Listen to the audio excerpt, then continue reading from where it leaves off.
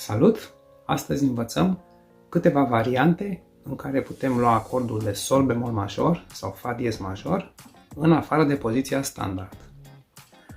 Pentru a învăța poziția standard, te rog să dai click pe linkul de mai sus.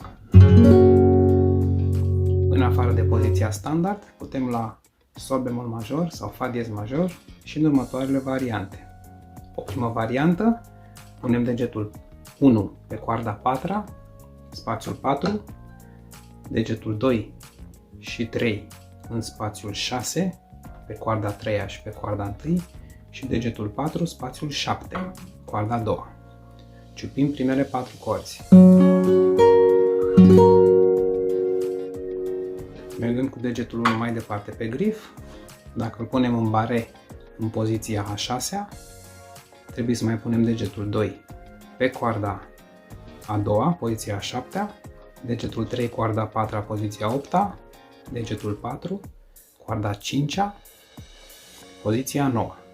Ciupim de la coarda 5-a.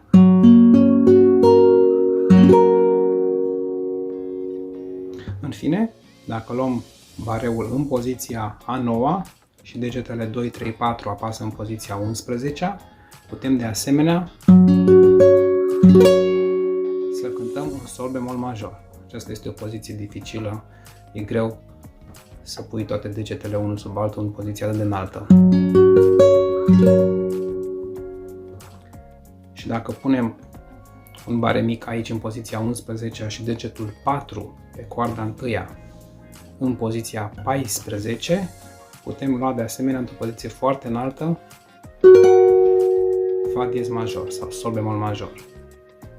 Așadar, acestea sunt alte variante alternative de a lua sol bemol major pe chitară.